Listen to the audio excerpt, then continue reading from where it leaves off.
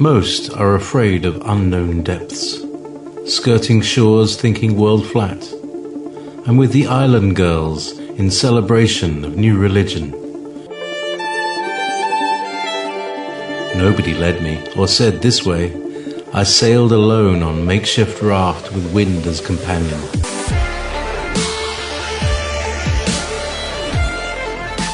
Fate for deliverance, confidence enough to assess new disposition. Seekers of lost paradise may seem fools to those who never sought the other worlds. Welcome to Momentary Zen with Zen Garcia. Visit www.fallenangels.tv. You're listening to Revolution Radio. The demons of carnal persuasion, powers, principalities, rulers of darkness, cast out of heaven so long ago memory fails contemporary regard, disrupted the natural cycle of pre-humanity's resolve, installing themselves as gods over species regarded slave to the whims of their desire. For a short time, these seraphic angels, purged from celestial hierarchy, would parade as the Most High, establishing themselves over a reprobate earth, mixing with species bred specifically for subservient designation. Evil intentions govern the symbiotic relationship of pagan peoples with their so-called dragon lords. Worship from beginning was imbued with demand for virgin, victim, blood, or child sacrifice. Modern Satanism and current piety reflects a similar accord. What does that say of the dragons of old, still ruling from behind the scenes as mighty Oz, mere angels in indeterminate guise? Most of humanity is still slave to such interpretation. The matrix, now ancient in subjection, is wrapped in the talons of that great dragon, that old serpent known to us as Satan and the devil, he who deceiveth the entirety of world.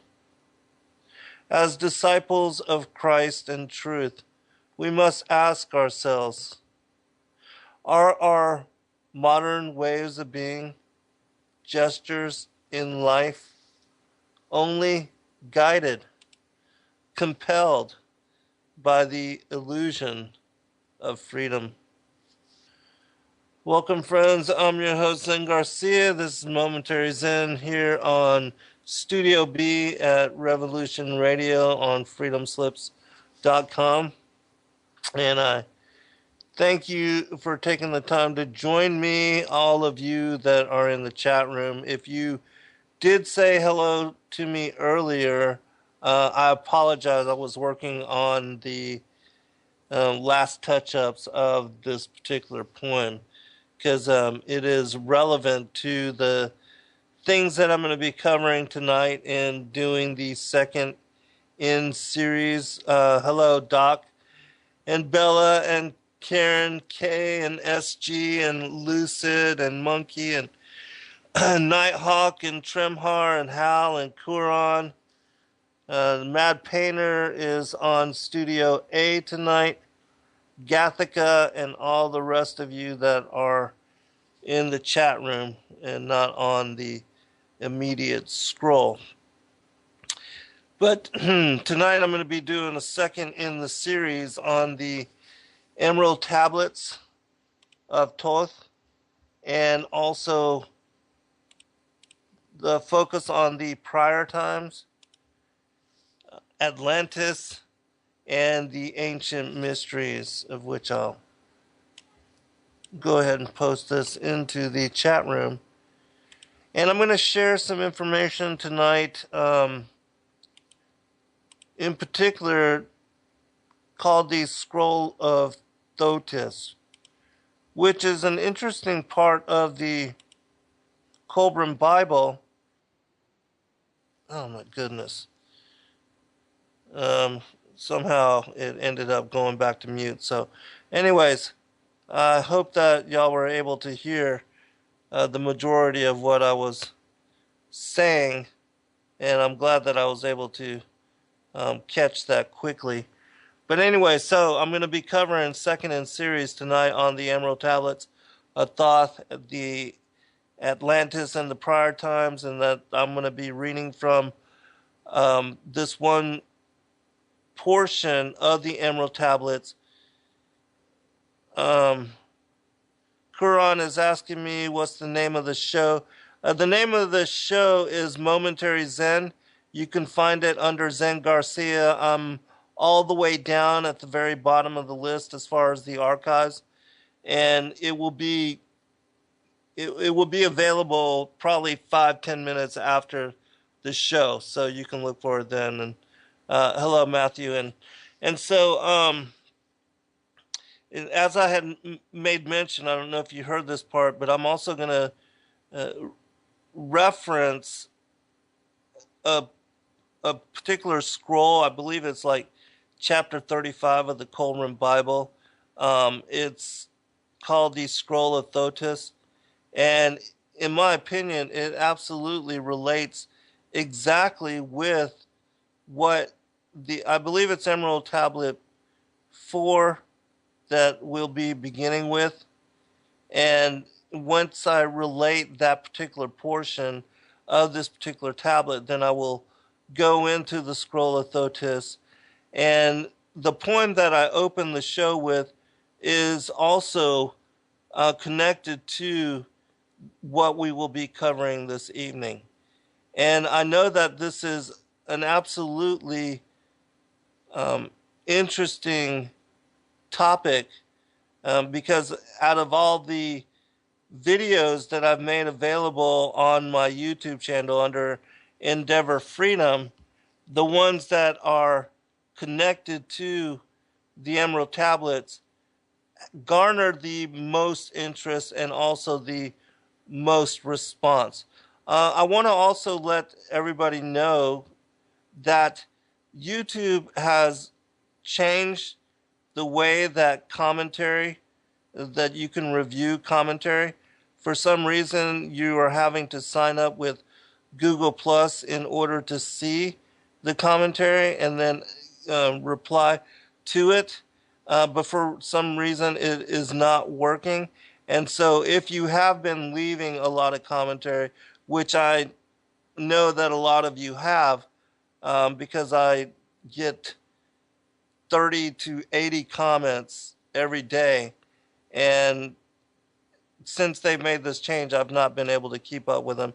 And again, as I have 400 plus videos on site, I would have to click on every one in order to keep up with all that. And so hopefully they'll get that rectified shortly, and then I'll be able to answer you. But if you have questions and you're not getting your answers there, just contact me at zengarcia.com. Just hit the contact us and it will go directly to my email, and that would be the quickest way to send or ask me a question. And also on Facebook under Zen Garcia, that you can contact me there. Also, I want to really quick let you know that I'm not one of those that spends a lot of time on Facebook. I basically just go on every Saturday and every Wednesday, like usually at least a few hours prior, maybe a day before, to list the link to the show that I'll be doing, the upcoming show. And so give me some time if you want me to answer a particular something, or if you share a comment on my wall and I don't immediately get back with you, that you will understand why. And so be patient with me, but I do try to answer those of you that ask me questions as soon as I can. And and to make it a point to try to reply to all those that do reach out to me. And so, that being said, one other thing, at some point, I'm going to bring forth this other information that is connected to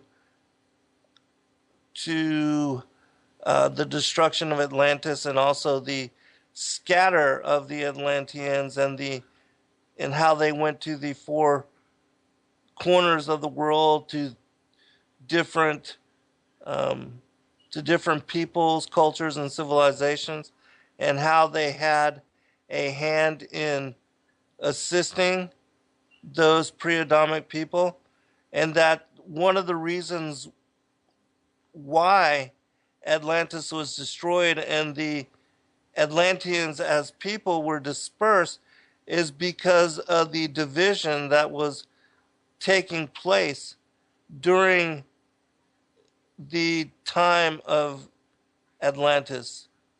And it's my opinion that it existed as a continent and as a place for a very long time, possibly over 30,000 years, and that there were three destructions which led to the final cataclysm that drowned it as a continent and had it disappear from world view, and being left only as a memory in the collective consciousness of world, as the motherland, or that collective colony of which so many other advanced cultures have as root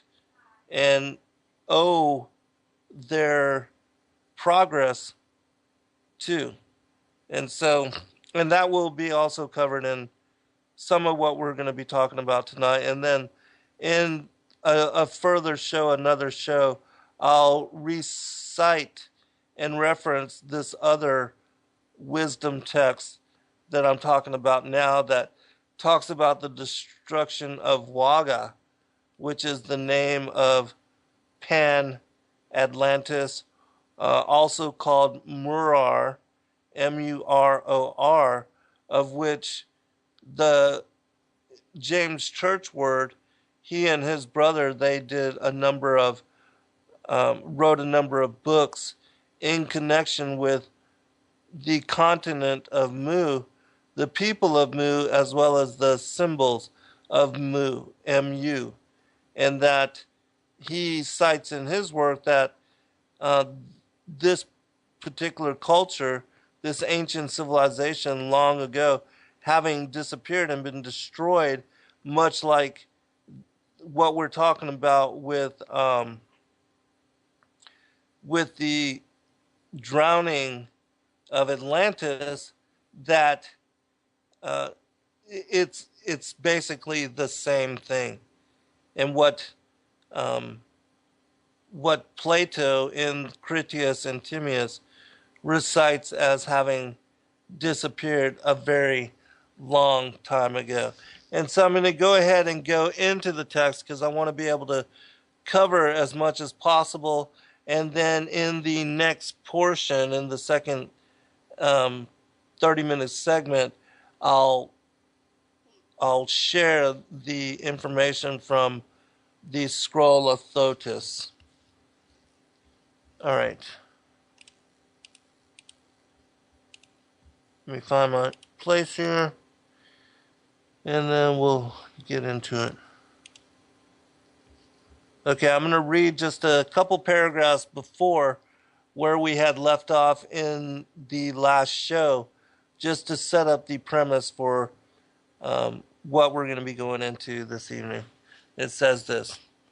Also, if you did miss last week's episode, I did publish it on YouTube, and I brought out a lot of very relevant information from a wide, eclectic array of sources, which are connected to what I'm reading from and sharing as far as the Emerald Tablets. But I would absolutely, if you have not heard that, go and check out that show, because it is mind-blowing, to say the least.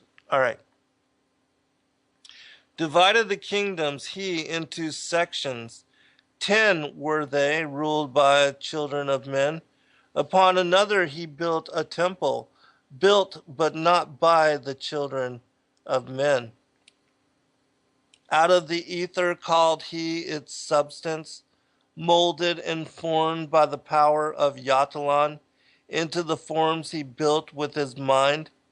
Mile upon mile it covered the island, space upon space it grew in its might, black yet not black, but dark like the space-time, deep in its heart the essence of light. Swiftly the temple grew into being, molded and shaped by the word of the dweller, called from the formless into a form. Builded he then within it great chambers, filled them from forms called forth from the ether, filled them with wisdom called forth by his mind. Formless was he within his temple, yet was he formed in the image of man, dwelling among them, yet not of them. Strange and far different was he from the children of men. In the previous show, we talked about how this particular being, this force of light, came to the earth, and taking on form, he incarnated into what was the semblance of man, took on physical form, but he was a being of light, a celestial being, and how he chose 3 representatives to be the intermediaries between he and what were the kingdoms and peoples of the earth, and that he was a benevolent individual, and that it was sometime during, which we'll be getting to soon, sometime during the reign of Atlantis and the interaction of these celestial beings with that of the pre-Adamic peoples of the earth, that stargates and black magic and abominable rituals were done, which invited onto this plane of existence very malevolent forces. And we'll be getting to that next, but I just wanted to catch you up. All right. Chose he then from among the people 3 who became his gateway. Chose he the 3 from the highest to become his links with Atlantis. Messengers they who carried his counsel to the kings of the children of men. Brought he forth others and taught them wisdom. Teachers they to the children of men. Placed he them on the island of Undal to stand as teachers of light to men. Each of those who were thus chosen taught must be for years 5 and 10, and only thus could he have understanding to being light to the children of men. Thus there came into being the temple, a dwelling place for the master of man. I, Thoth, have ever sought wisdom, searching in darkness and searching in light. Long in my youth I traveled the pathway, seeking ever new knowledge to gain, until after much striving, one of the 3 to me brought the light. Brought he to me the commands of the dweller, called me from darkness into the light, and brought he me before the dweller, deep in the temple, before the great fire.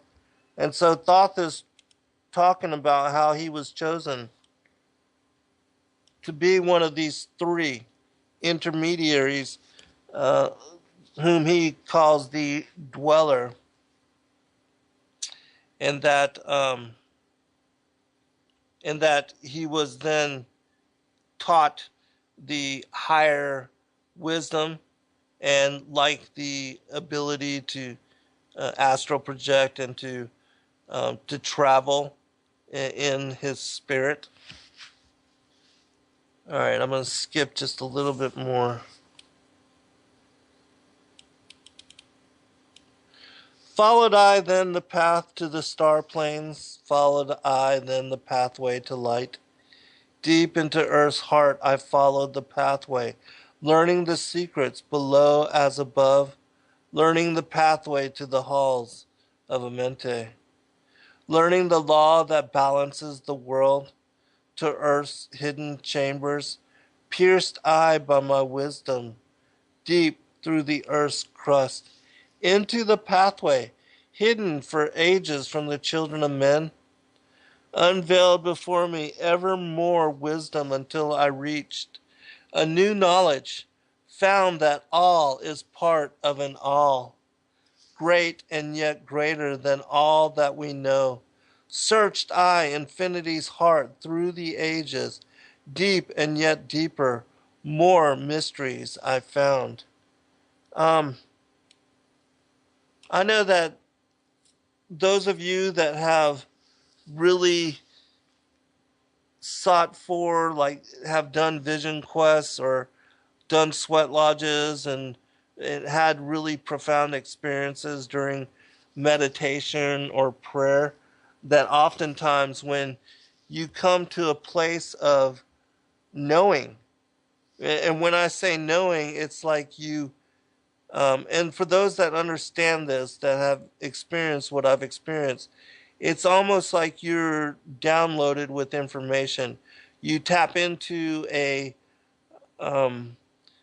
what I call the great mystery, or the great spirit, or God, or the Holy Spirit, and that when you seek after diligently and persistently and with all your heart, hunger and cry to have such an experience, that many times the Spirit will come to you, and having touched you or having merged with you in experience, and having filled you with the Holy Spirit, is the only way that I can really reference it, that you're giving, allowed to know and to have knowledge which just seems, it's almost like, like 1 second equals all the time in eternity. And for that one moment, having tapped into the great mystery, you are open to revelation, had information shared with you which is profound and life-changing, completely altering. And for those that have experienced that, you'll understand what I'm trying to say here, because words are limited in their representation of accessing such a space, or tapping into, or having an appointment with knowledge, with truth, and being basically, accessing God. All right. Now, if you have any questions, certainly put them in the chat room. I will try to get to them as I can. And I appreciate your patience, those of you that are, dedicated listeners to the show. Now, as I look back through the ages, know I that wisdom is boundless, ever grown greater throughout the ages, one with infinities greater than all. Light there was in ancient Atlantis, yes, darkness too was hidden in all. Fell from the light into the darkness some who had risen to heights among men. Proud they became because of their knowledge. Proud were they of their place among men. Deep delved they into the forbidden, opened the gateway that led to below.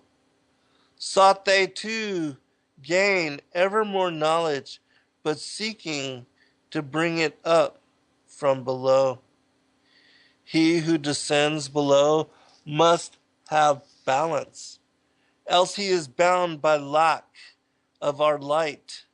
Open they then by their knowledge pathways forbidden to man. This is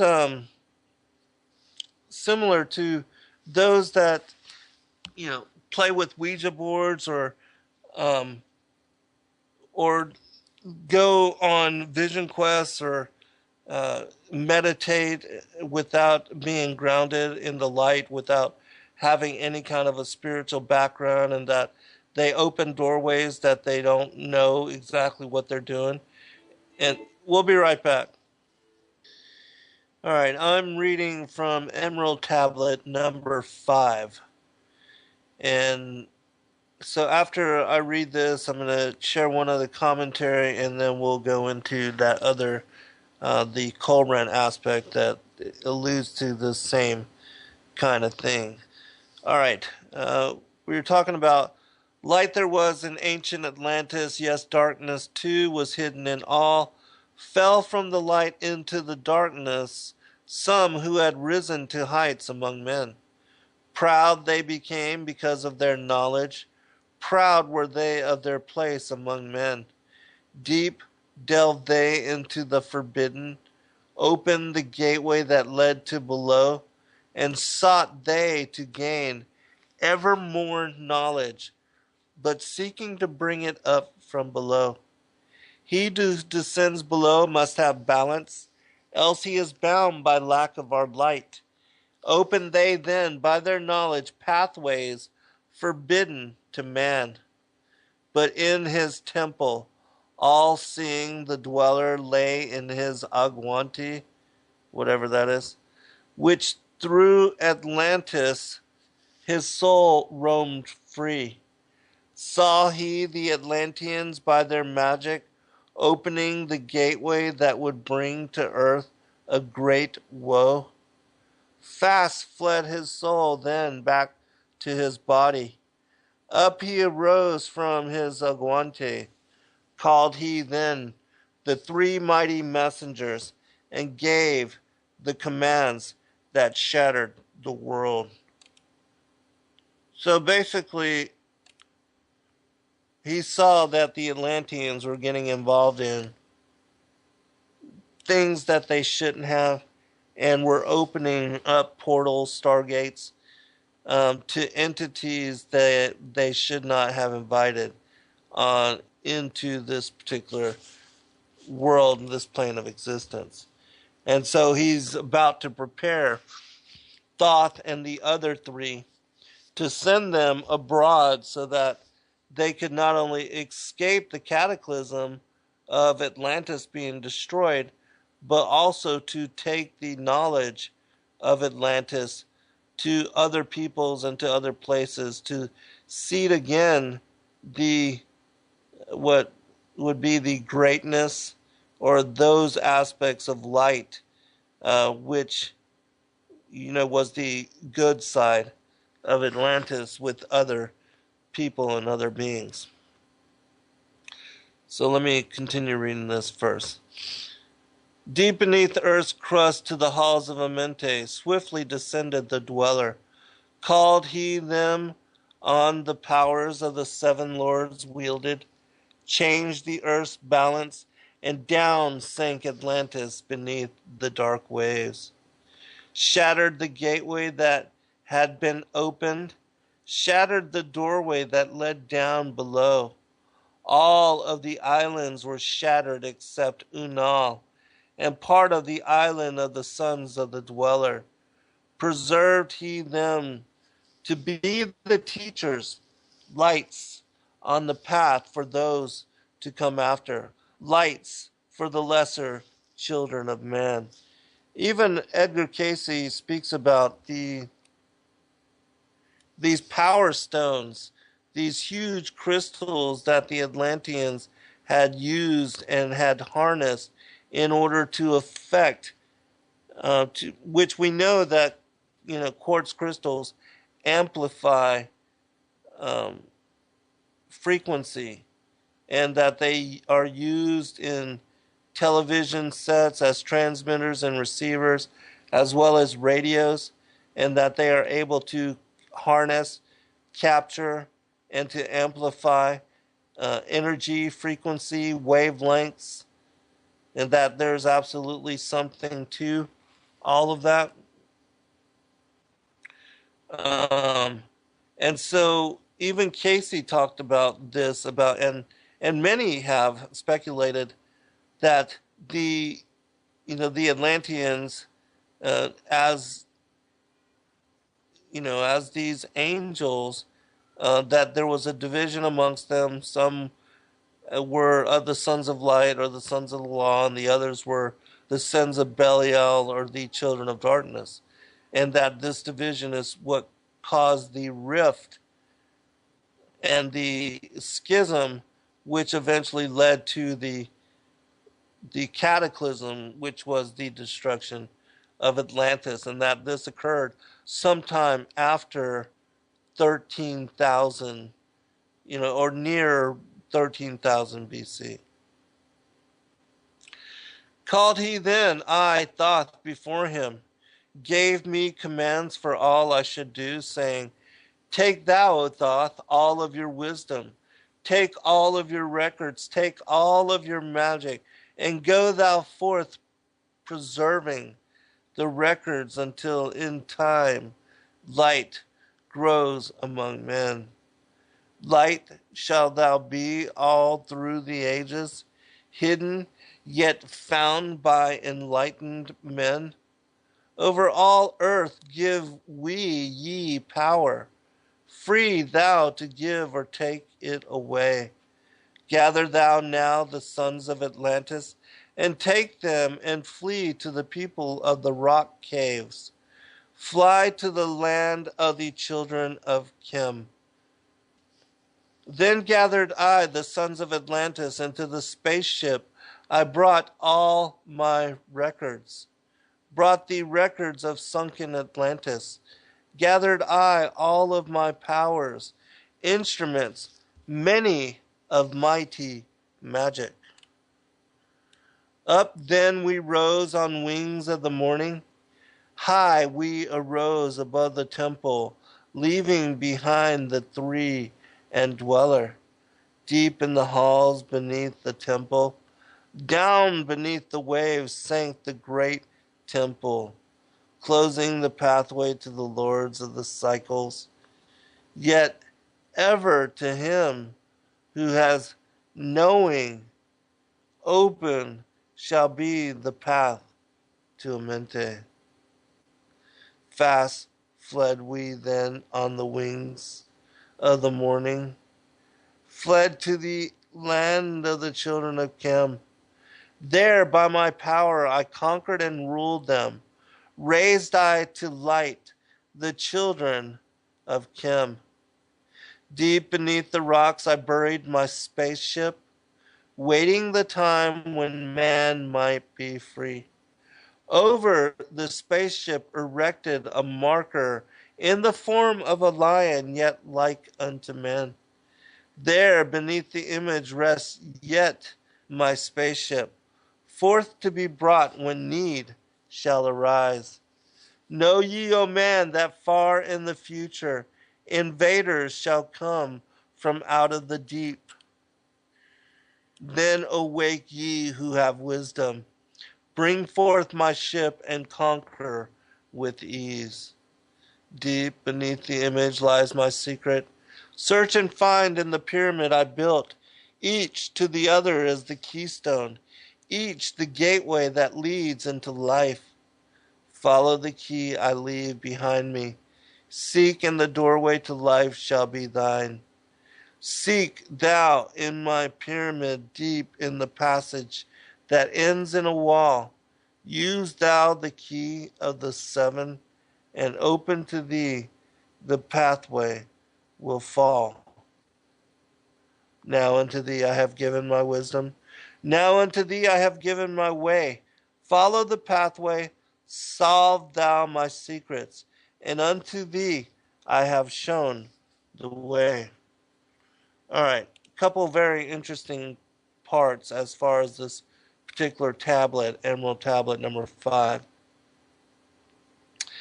First, he speaks of leaving Atlantis when it was being destroyed, and how he came to the children of Chem, which Chem is the ancient land of Egypt, and that he buried, well, not only did they reach the children of Chem by spaceship, but that he claims to have buried it there in the desert, and that he erected the Sphinx over it, and that there was also a place of knowledge, a hall of records, an archival room in what Edgar Casey speaks of as the paw of the Sphinx, that there's a room, a passage, a corridor, somewhere under the paw of the Sphinx that is a hall of records, a library of sort. And that Thoth, speaks here in this particular tablet, claims to have buried this ancient craft there under the Sphinx, which I find to be interesting.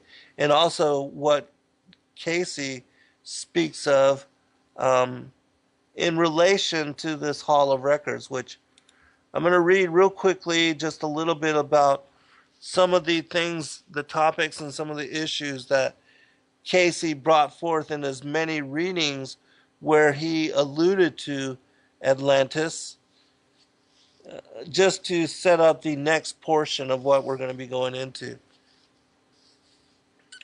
Casey revealed that the size of Atlantis was equal to that of Europe, including Asia in Europe. He saw visions of this continent of the past, which had gone through 3 major periods of division.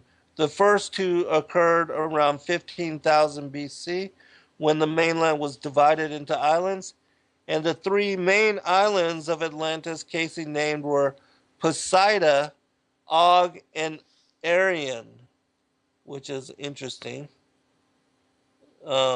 Consider Og as a giant that was spared the flood of Noah's day, and that he was the last remnant of the giants, and that he married into the children of Ham, and some of his children, Goliath and his brothers, Saph and others, are part of his progeny. And Poseida, Plato, when he speaks of Atlantis in both Critias and Timaeus, he speaks of Poseidon as being the ruler and having taken a human wife, Cleito, that he birthed 10 or 5 sets of twins, beginning with a giant named Atlas. All right, continue. He claimed that the Atlanteans were well versed in technology that harnessed the power of the quantum world. This included the use of crystals and sound waves for healing, elevators and connecting tunnels that operated by compressed air and steam, quartz crystal science that was used to mine gold, copper, and silver from the earth. Atlanteans were adept at the use of silicon chips at levels unrivaled in the modern world.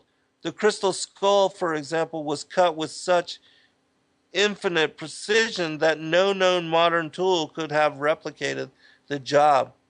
They were familiar with the amplification power of crystals in laser technology and memory chips. They made extensive use of mass mental telepathy, psychokinesis, and astral projection into fourth dimensional consciousness.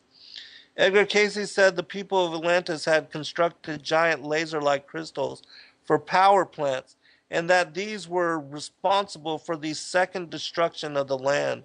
Casey blamed the final destruction of Atlantis and the disintegration of their culture on greed and lust. According to Casey, two rival parties fought for control of the Atlanteans in its final days. The children of the Law of One wanted to return to a spiritual stewardship of the land based on natural laws, and the other group, the sons of Belial, went to exploit natural resources for material gain. The chief focus of their conflict was a third class of dull, half-awake subhumans used by these sons of Belial for slave labor. The children of the Law of One wanted to enlighten these sub-beings by raising their consciousness.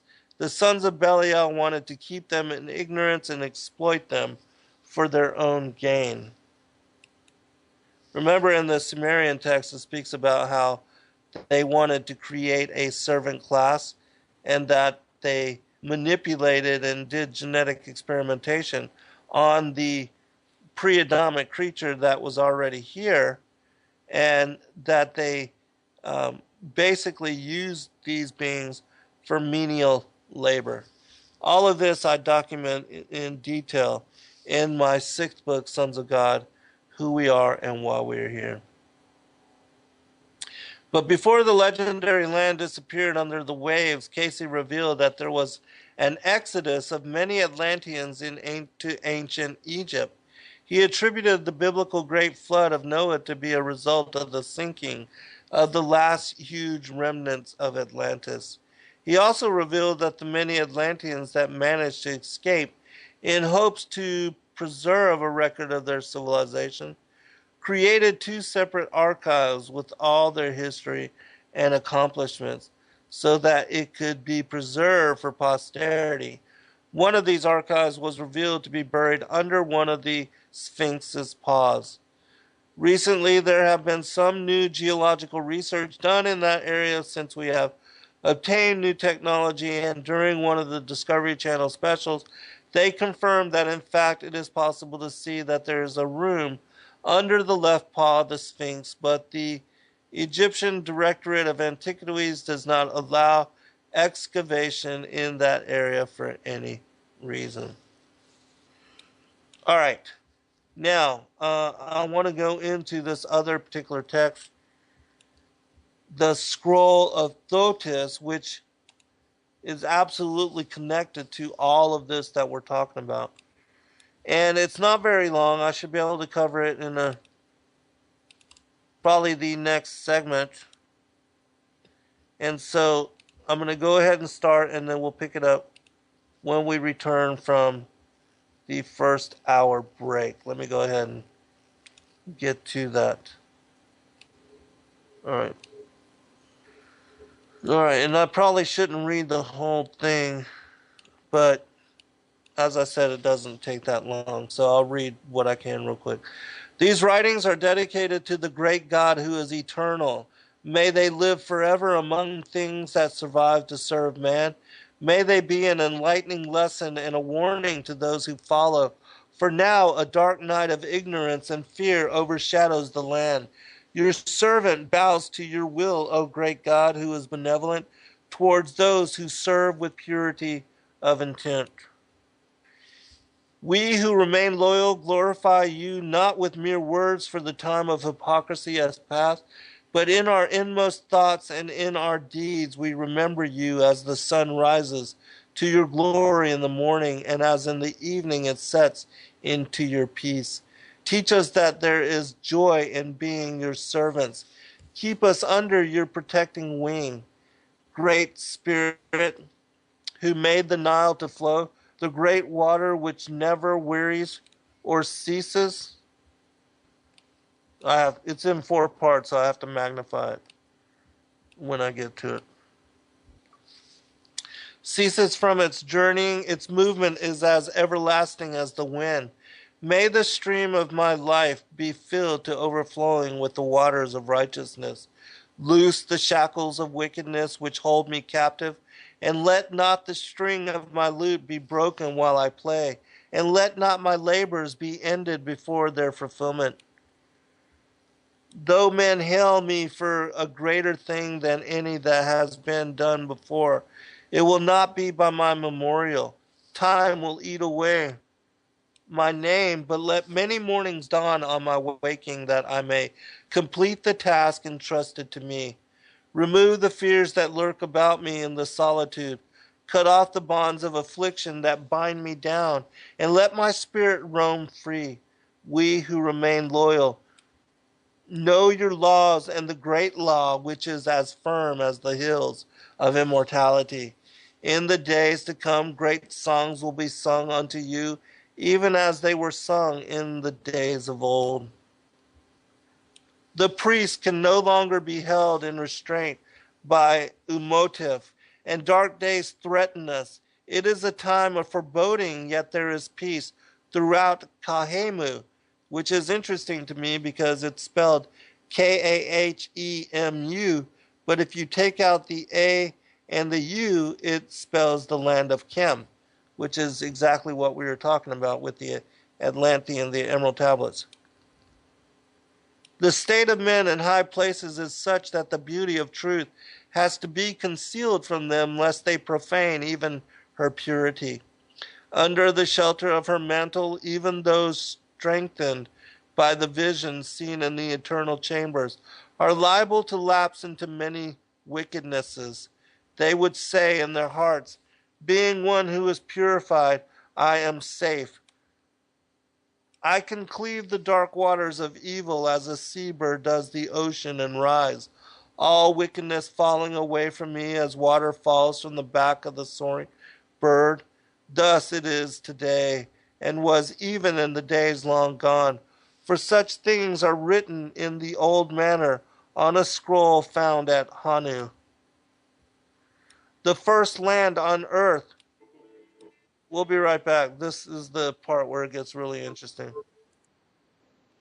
All right, welcome back, everybody. I'm your host, Zen Garcia. This is Momentary Zen on Studio B at Revolution Radio on freedomslips.com. And just really wanted to take the time to thank all of you for joining us and supporting all the various hosts that come on both Studio A and Studio B. A Mad Painter is on Studio A right now. And that whenever you can, please do support us.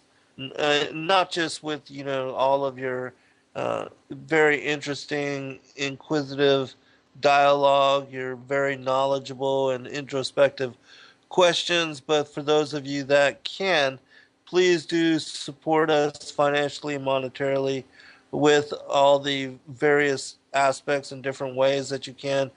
Even if it's just a $5 donation, the price of a meal, of some fast food outtake, that once a month, if all of you could do that, that we would be able to pay off our financial obligations and to also effort to expand the studio and take it to satellite at some point, hopefully, so that we can gain a greater outreach. But anyways, there are different ways that you can support us. Right now, they have asked us to promote the data discs from your various favorite hosts, that if you do purchase one of these data discs, which has a year's full of MP3 downloads, the archives for going back all the way to January of last year, that $15 of that support will go to them as well. And also the other aspect would go to supporting the studio. And so those of you can, please do go to freedomslips.com, click on the donate button, and support us with your time and your effort, and know that we really appreciate all of you. All right, I wanted to finish up with the Scroll of Thotis, which notice that, Thotis is very similar to Thoth, and that the land that it's speaking of is very similar to where Thoth was sent, to the children of Chem, or the land of Chem. And that Chem is ancient Egypt, and that we know the pyramids, supposedly, as well as the Sphinx, were built by him, and that he was able to use high technology in order to do so. All right. So continuing with this particular scroll, because it was setting up how it was necessary for them to, because of what the priests were getting involved in, and how they were opening up very dark portals and getting involved in magic that they weren't supposed to get involved in, that judgment was coming upon the, as far as the continent of Atlantis as a people and as a culture and civilization. And that there was also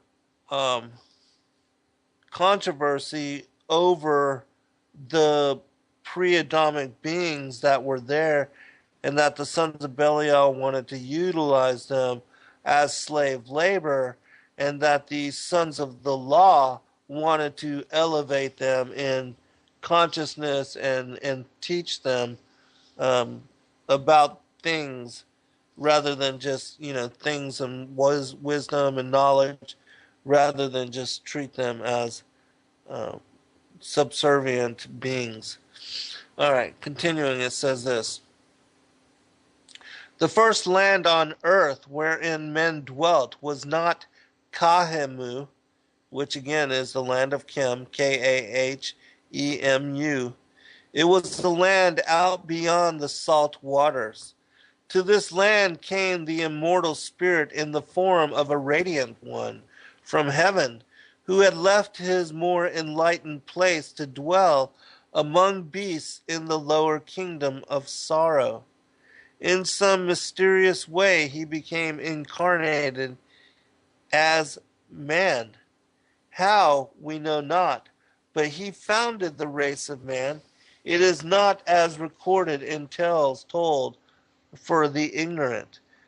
This, again, lines up with the tablet number 4 or number 5, the first part that I had read, that spoke about the coming of the dweller and how he had established and taken on human form, and nobody, knew or understood how or why. Again, it matches up with that portion. Which, let me see if I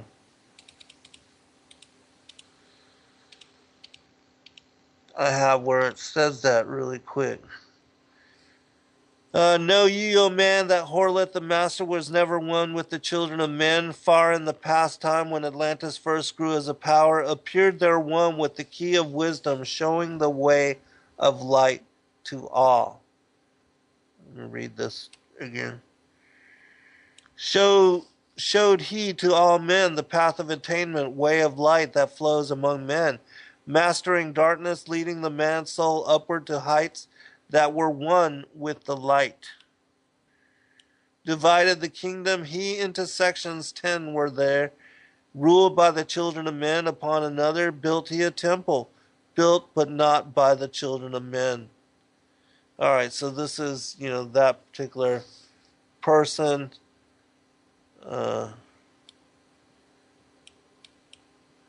Formless was he within his temple, yet was he formed in the image of man, dwelling among them, yet not one of them.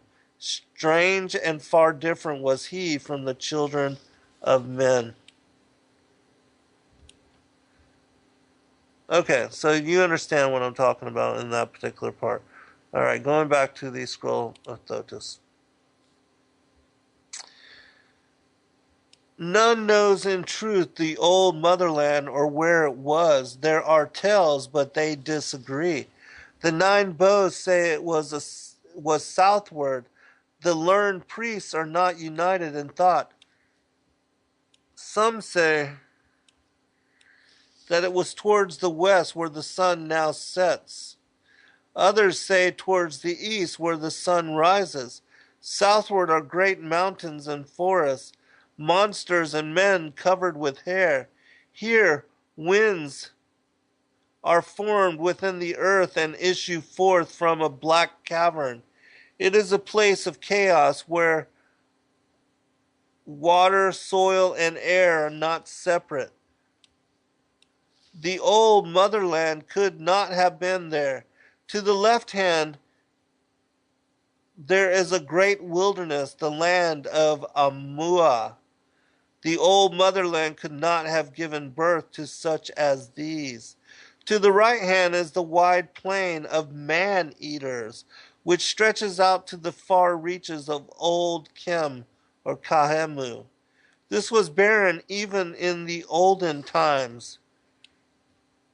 To the north of the wilderness, the land is occupied by deformed men and dwarves, where amid this could have been the fertile pastures and plowlands, well watered from the sky, rivers where men lived in peaceful content.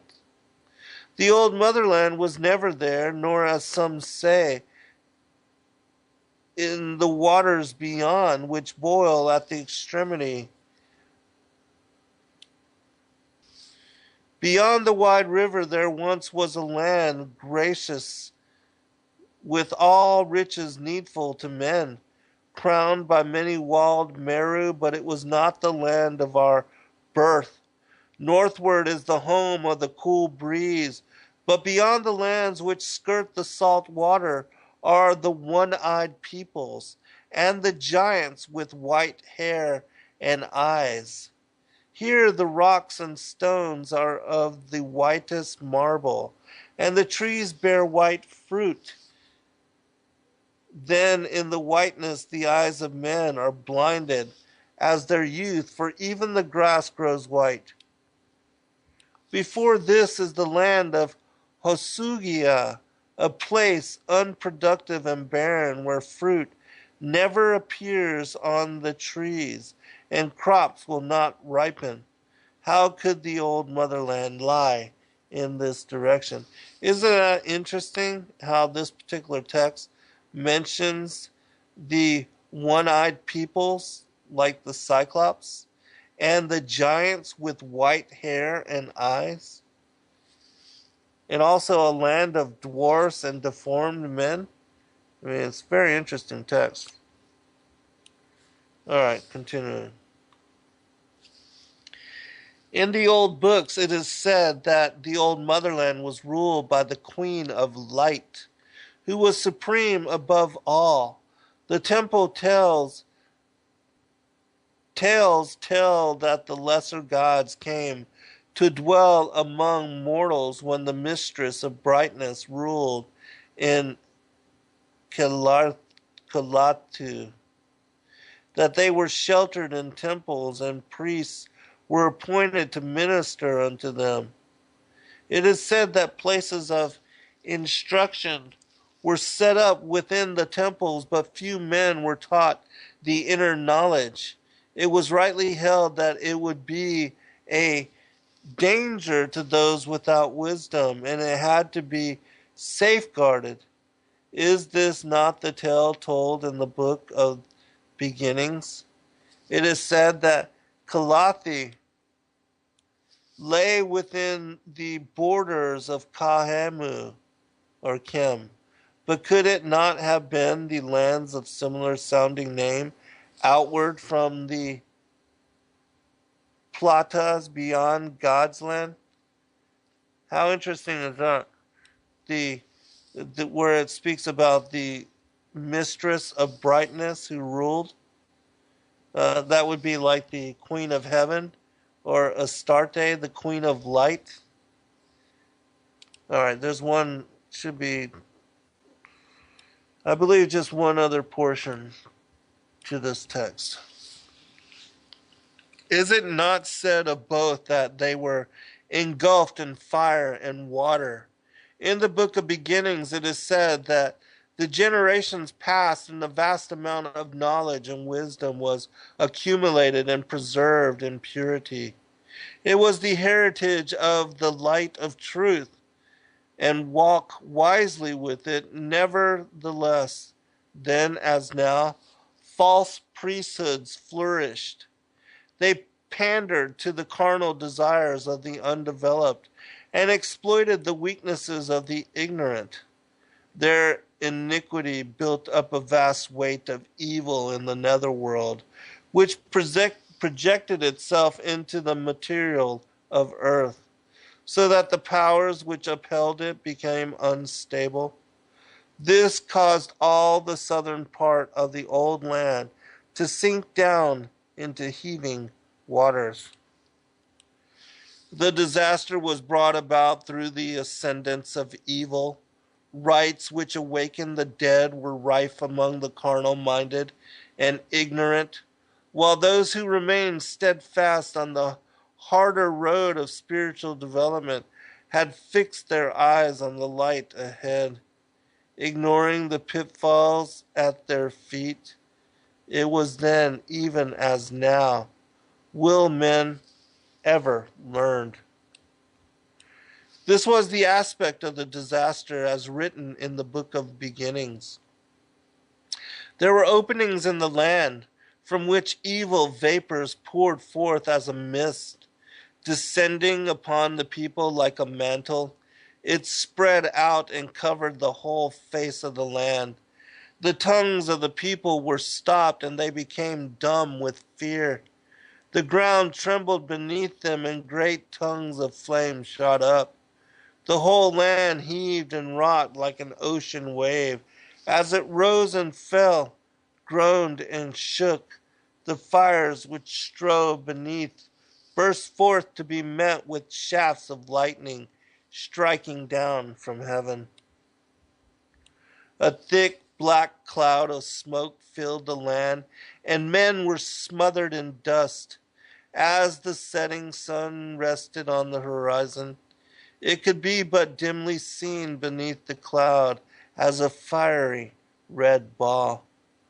When it had gone, a gray, dense darkness prevailed, lit only by great sheets of lightning. The waters broke heavily over the land, sweeping it clean. The plains and cities were covered, and new shores formed around the mountains. The waters mounted up until all that moved and lived was covered. The land was submerged. Mountain tops alone remained above the rush of uplifted torrent. This reminds me of that passage in Jeremiah chapter 4, verse 23, where it talks about a time when there was not yet man, and all the birds of the heaven fled, and the cities of the wilderness were destroyed. Which, in my opinion, that particular passage is also reference to the destruction of Atlantis, as is Ezekiel chapter 26. Over the break, I'll pull those two up. Whirlwinds blew and brought cold winds, which cleared away the dust and debris. Mud banks were formed, and the mountain mouth remained open to spew forth vile vapors. During one long, awful night, the doomed land was torn apart, and southward sank out of sight forever. A wise man has written, this was not mountain-girt Kalathi or age-old Ramaku.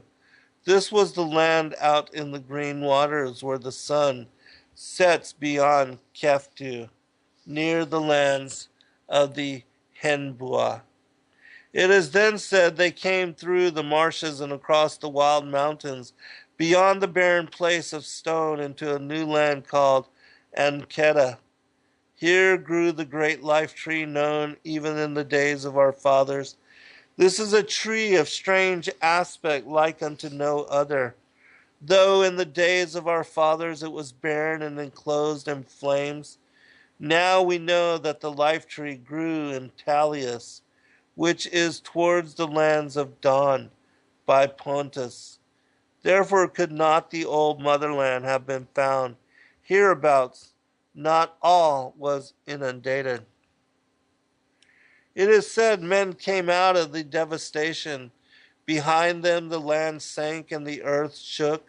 Mountains split apart and crumbled. Where once there had been a valley, now stood a mountain.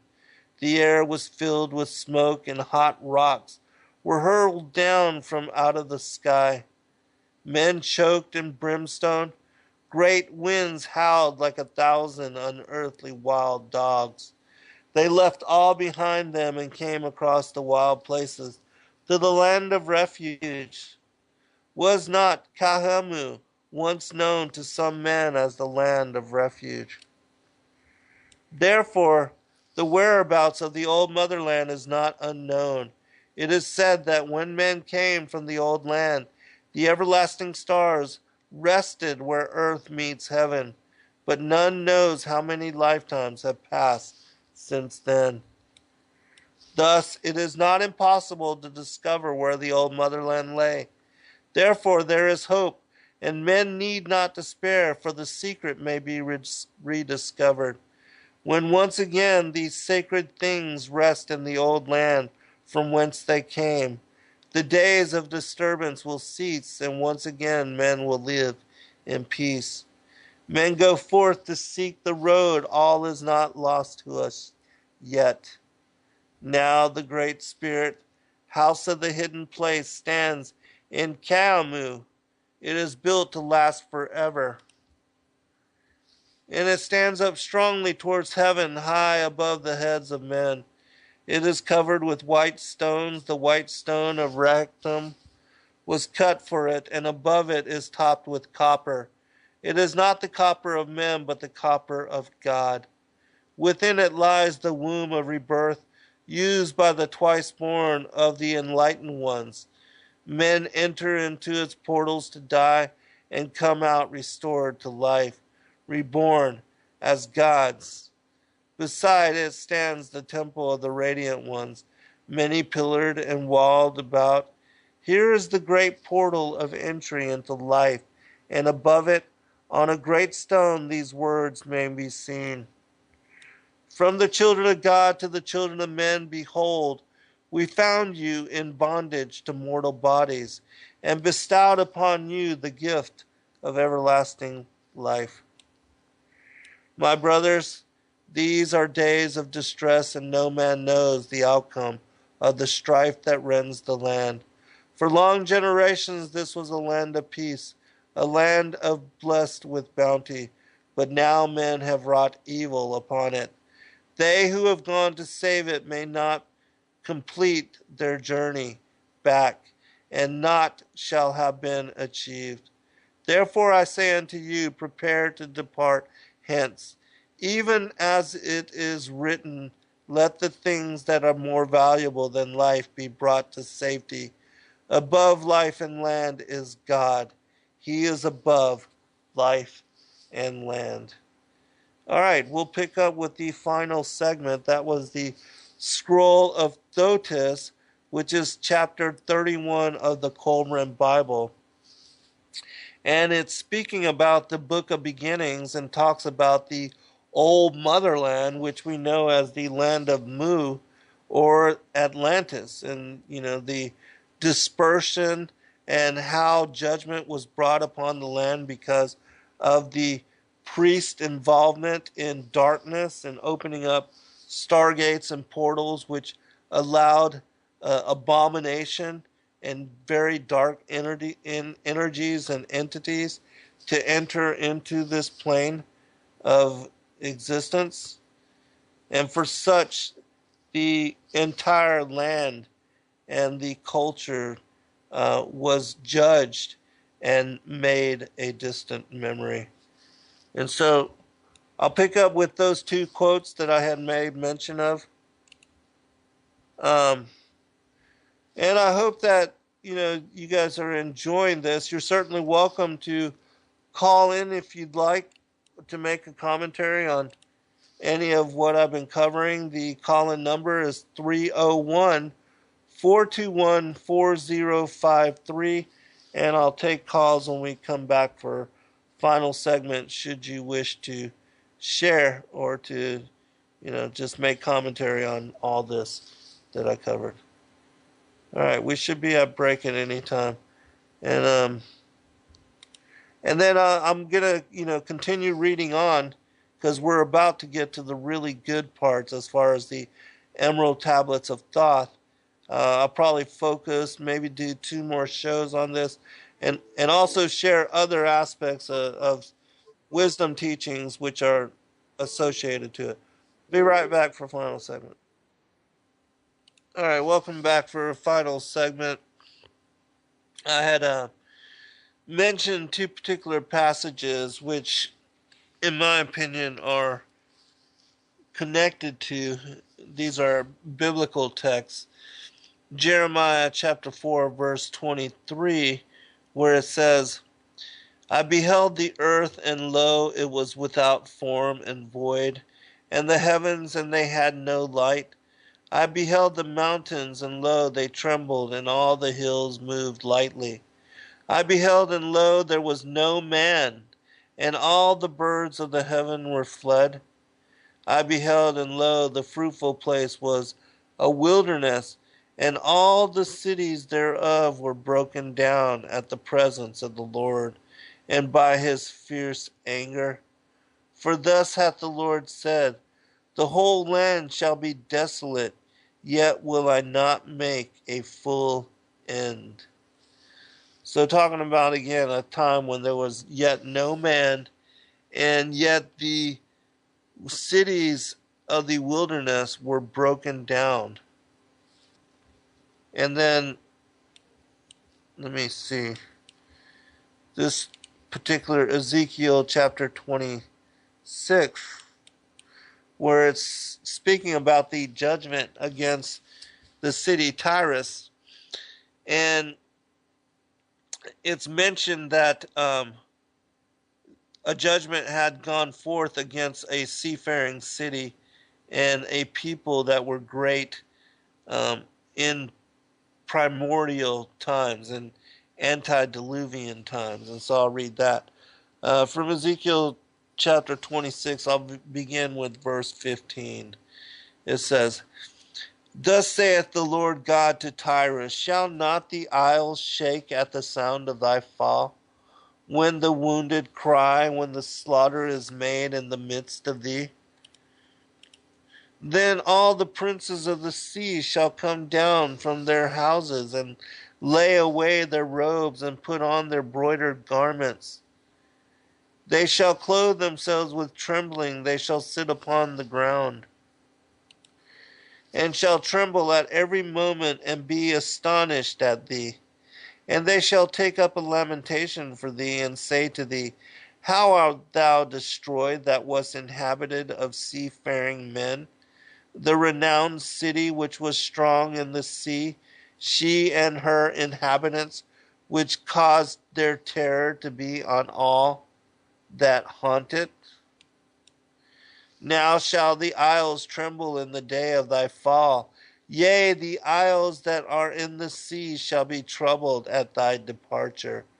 For thus saith the Lord God, when I shall make thee a desolate city, like the cities that are not inhabited, when I shall bring up the deep upon thee, and great waters shall cover thee, when I shall bring thee down with them that descend into the pit, with the people of old time, and shall set thee in the low parts of the earth, in places desolate of old, with them that go down to the pit, that thou be not inhabited. And I shall set glory in the land of the living. I will make thee a terror, and thou shalt be no more, though thou be sought for, yet shalt thou never be found again, saith the Lord God. And so, speaking about the people of old time. I shall set thee in the low parts of the earth, in places desolate of old, with them that go down to the pit, and bringing the sea over thee. When I shall make thee a desolate city, like the cities that are not inhabited, when I shall bring up the deep upon thee, and great waters shall cover thee. It sounds like Atlantis to me. All right, so make sure there's no questions.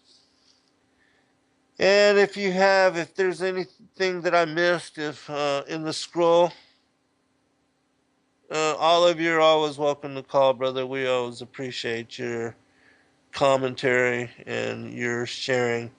And that goes with the rest of you. I appreciate all of you. And I hope that you found this broadcast interesting. I'm going to go back into the Emerald Tablets because the next couple of tablets are absolutely fascinating. And they're very profound. And they have to do, again, with the New World Order and with the elites and the way that they work. And it also speaks about Atlantis again. Emerald Tablet 6, the Key of Magic. Hark ye, O men, to the wisdom of magic. Hark to the knowledge of powers forgotten. Long, long ago, in the days of the first man, warfare began between darkness and light.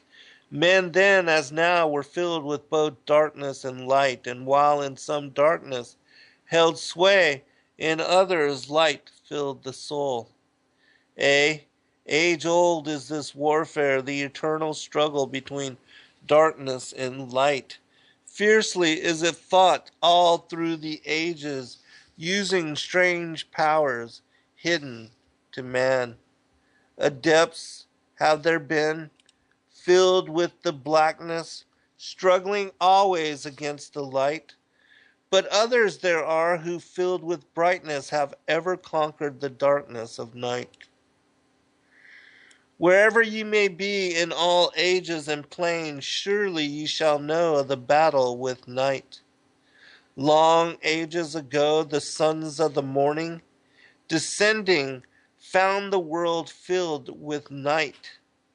There in that past time began the struggle, the age-old battle of darkness and light. Many in that time were so filled with darkness that only feebly flamed the light from the night. Some there were masters of darkness, who sought to fill all with their darkness, sought to draw others into their night. Fiercely withstood they the masters of brightness, fiercely fought they from the darkness of night. Sought they ever to tighten the fetters, the chains that bind man to the darkness of night? Used they always the dark magic brought into man by the power of darkness, magic that enshrouded man's soul with darkness. Banded together in as order, brothers of darkness they through the ages, antagonists they to the children of men, walk they always, secret and hidden, found yet not found by the children of men. Forever they walked and worked in darkness, hiding from the light in the darkness of night. Silently, secretly, used they their power, enslaving and binding the souls of men. All right, this particular paragraph, in my opinion, speaks about the advent of these secret societies and their banding together in as order.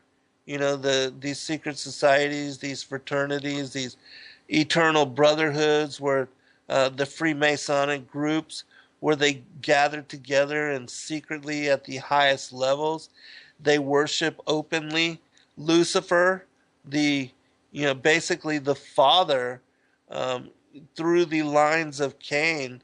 He's the progenitor of these particular sons of Belial, these children of darkness, that they are physical, flesh and blood children of the devil, the tares, as it refers in Matthew chapter 13, the enemy that snuck into the garden, and that this enemy is the devil, and that he sowed the tares, and that both would be allowed to grow up until the time of the end, the harvest, where the distinction would cause one to be gathered together for burning and the other to be gathered together for reward.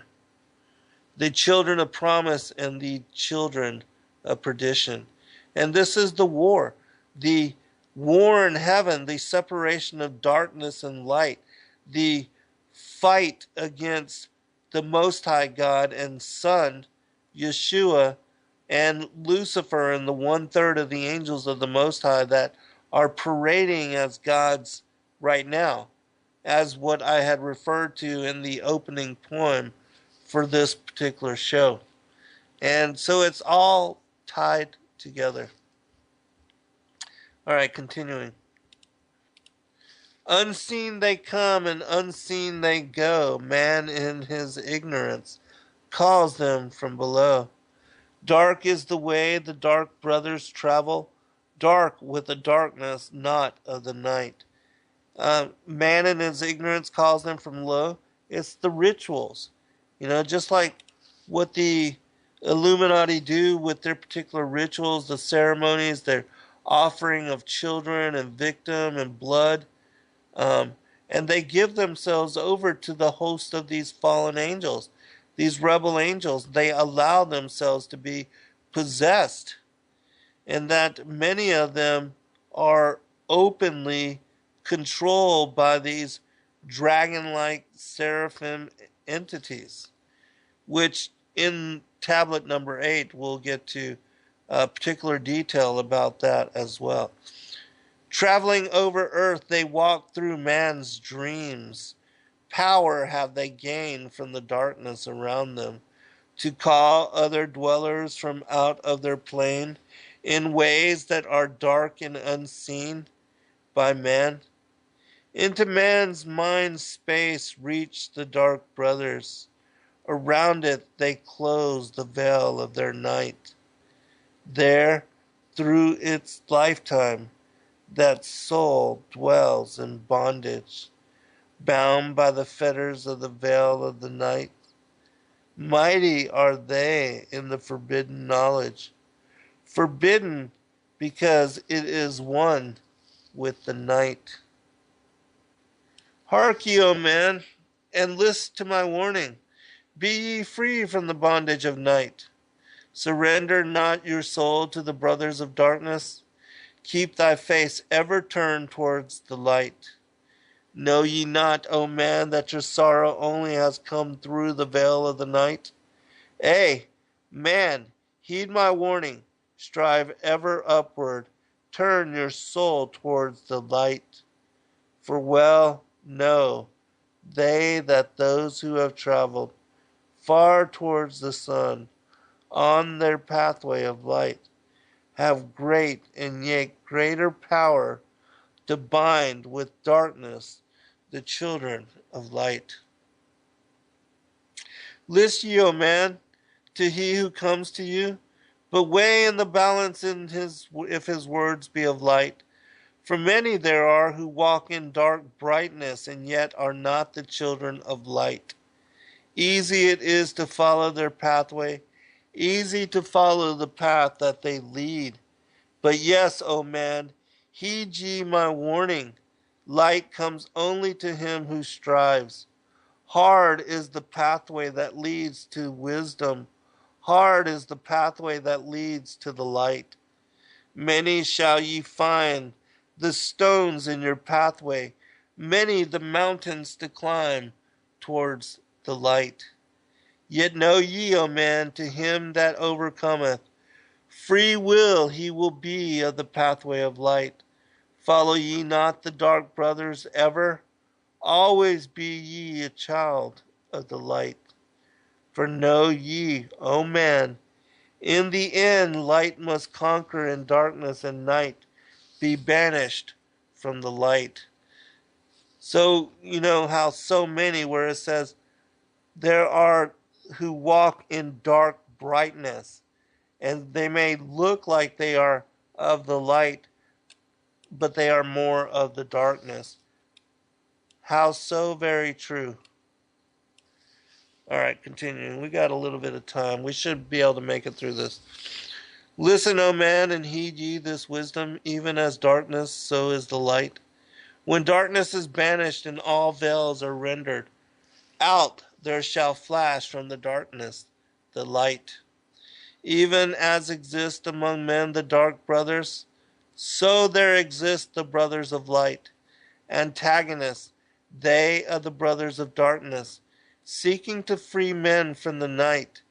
Powers have they, mighty and potent, knowing the law the planets obey. Work they ever in harmony and order, freeing the man's soul from its bondage of night. Secret and hidden walk they also. Known not are they to the children of men. Yet know that ever they walk with thee, showing the way to the children of men. Ever have they fought the dark brothers, conquered and conquering time without end. Yet always light shall in the end be master, driving away the darkness of night. I really like this particular passage because it shows to us that even though the darkness, the children of Cain, the sons of Belial, that even though they are organized in their evil, that there is an organized force of light, and that these particular beings, we know and hear of the archangel Michael and Gabriel and Uriel and Phanuel and all the sons of God that are of the council of the mighty, that work as servants to the Most High God and to the Son, and that they work and have worked throughout the history, the days of old, to help and assist the patriarchs, the Old Testament patriarchs and the New Testament Christ, to assist them in the establishment of the church and to assist those that walk the narrow way and that are aspiring to have a return to their first estate. And that all of us are in similar pursuit, or at least I would hope so, that those of you that hold a priority of the kingdom, that are seeking to follow the commandments and to understand the discernment of the gospel, to understand the secrets that are contained within, that like myself, you are trying to live so that you can be counted among the elect and those that will be privy to entrance into paradise.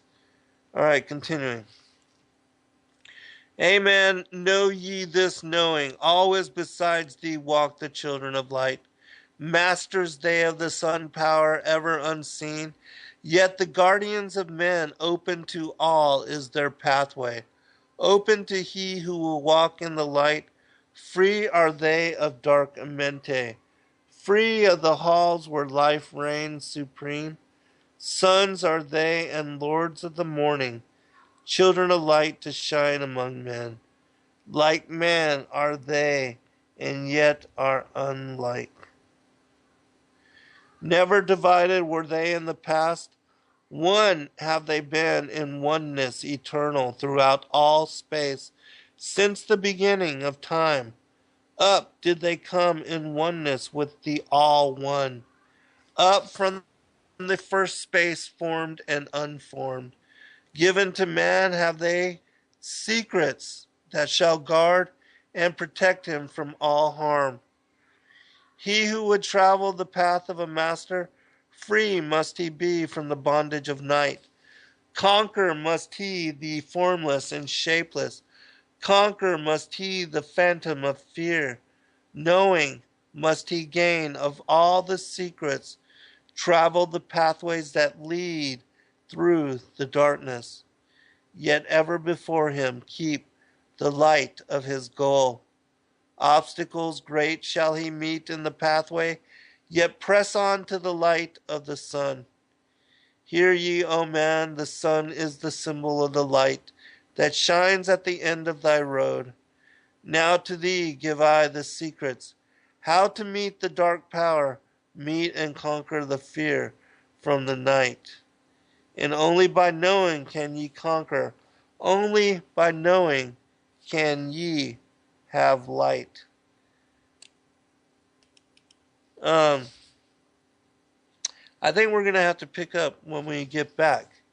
But the next particular part is very interesting.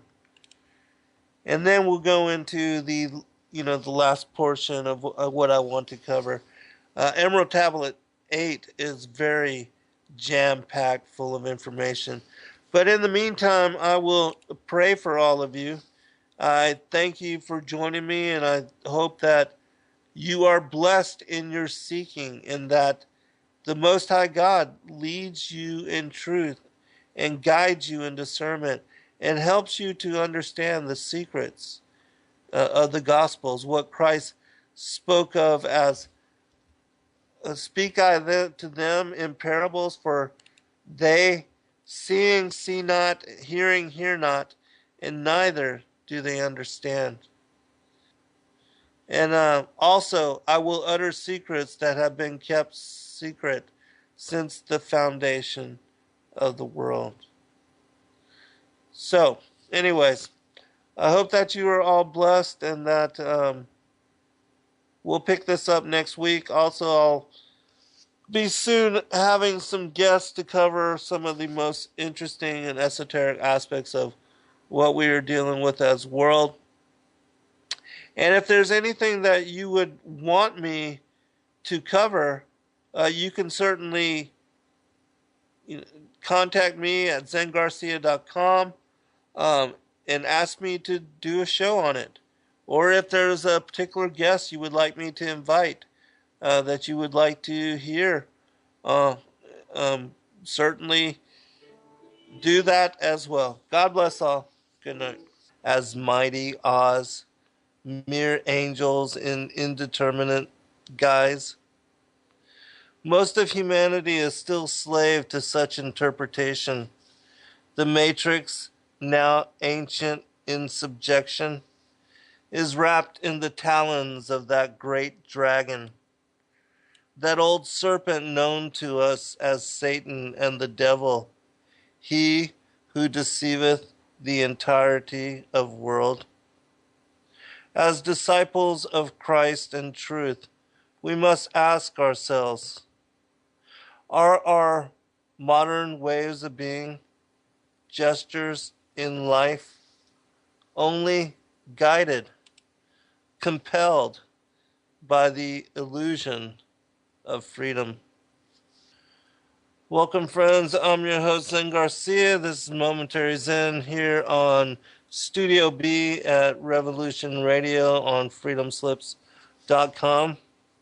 And I thank you for taking the time to join me, all of you that are in the chat room. If you did say hello to me earlier, I apologize. I was working on the last touch-ups of this particular poem, because it is relevant to the things that I'm going to be covering tonight and doing the second in series. Hello, Doc and Bella and Karen K and SG and Lucid and Monkey and Nighthawk and Tremhar and Hal and Kuron. Mad Painter is on Studio A tonight. Gathica and all the rest of you that are in the chat room and not on the immediate scroll. But tonight I'm going to be doing a second in the series on the Emerald Tablets of Thoth, and also the focus on the prior times, Atlantis, and the ancient mysteries, of which I'll go ahead and post this. Most are afraid of unknown depths, skirting shores thinking world flat, and with the island girls in celebration of new religion. Nobody led me or said this way. I sailed alone on makeshift raft with wind as companion.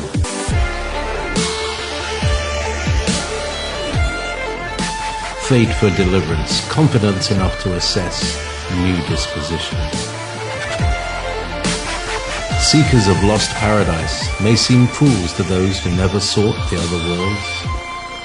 Welcome to Momentary Zen with Zen Garcia. Visit www.fallenangels.tv. You're listening to Revolution Radio. The demons of carnal persuasion, powers, principalities, rulers of darkness, cast out of heaven so long ago memory fails contemporary regard, disrupted the natural cycle of pre-humanity's resolve, installing themselves as gods over species regarded slave to the whims of their desire.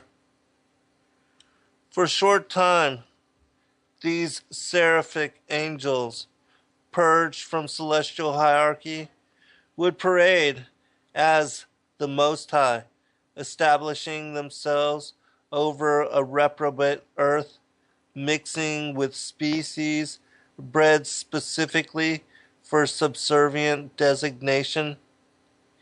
Evil intentions govern the symbiotic relationship of pagan peoples with their so-called dragon lords. Worship from beginning was imbued with demand for virgin, victim, blood, or child sacrifice. Modern Satanism and current piety reflects a similar accord. What does that say of the dragons of old, still ruling from behind the scenes? Topic, because out of all the videos that I've made available on my YouTube channel under Endeavor Freedom, the ones that are connected to the Emerald Tablets garnered the most interest and also the most response. I want to also let everybody know that YouTube has changed the way that you can review commentary. For some reason, you are having to sign up with Google Plus in order to see the commentary and then reply to it. But for some reason, it is not working. And so if you have been leaving a lot of commentary, which I know that a lot of you have, because I get 30 to 80 comments every day, and since they've made this change, I've not been able to keep up with them. And again, as I have 400 plus videos on site, I would have to click on every one in order to keep up with all that. And so hopefully they'll get that rectified shortly, and then I'll be able to answer you. But if you have questions and you're not getting your answers there, just contact me at zengarcia.com. Just hit the contact us and it will go directly to my email. And that would be the quickest way to send or ask me a question.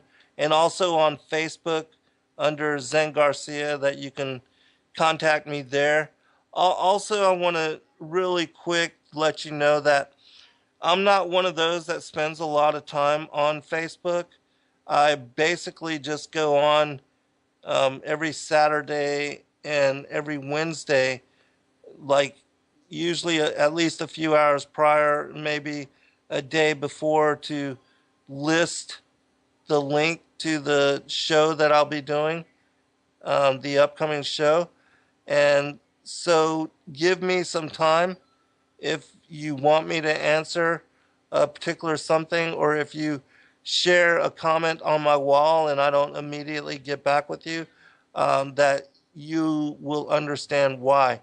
And so be patient with me, but I do try to answer those of you that ask me questions as soon as I can, and to make it a point to try to reply to all those that do reach out to me. And so, that being said, one other thing, at some point, I'm going to bring forth this other information that is connected to the destruction of Atlantis, and also the scatter of the Atlanteans, and how they went to the four corners of the world, to different peoples, cultures, and civilizations, and how they had a hand in assisting those pre-Adamic people, and that one of the reasons why Atlantis was destroyed and the Atlanteans as people were dispersed is because of the division that was taking place during the time of Atlantis. And it's my opinion that it existed as a continent and as a place for a very long time, possibly over 30,000 years, and that there were three destructions which led to the final cataclysm that drowned it as a continent and had it disappear from worldview, and being left only as a memory in the collective consciousness of world, as the motherland, or that into the chat room. And I'm going to share some information tonight, in particular called the Scroll of Thotis, which is an interesting part of the Kolbrin Bible. Oh my goodness. Somehow it ended up going back to mute. So anyways, I hope that y'all were able to hear the majority of what I was saying, and I'm glad that I was able to catch that quickly. But anyway, so I'm going to be covering second in series tonight on the Emerald Tablets of Thoth, the Atlantis and the prior times, and that I'm going to be reading from this one portion of the Emerald Tablets. Quran is asking me what's the name of the show. The name of the show is Momentary Zen. You can find it under Zen Garcia. I'm all the way down at the very bottom of the list as far as the archives, and it will be available probably 5-10 minutes after the show, so you can look for it then. And hello, Matthew. And so as I had made mention, I don't know if you heard this part, but I'm also going to reference a particular scroll. I believe it's like chapter 35 of the Kolbrin Bible. It's called the Scroll of Thotis, and in my opinion, it absolutely relates exactly with what I believe it's Emerald Tablet 4 that we'll be beginning with. And once I relate that particular portion of this particular tablet, then I will go into the Scroll of Thotis. And the poem that I open the show with is also connected to what we will be covering this evening. And I know that this is an absolutely interesting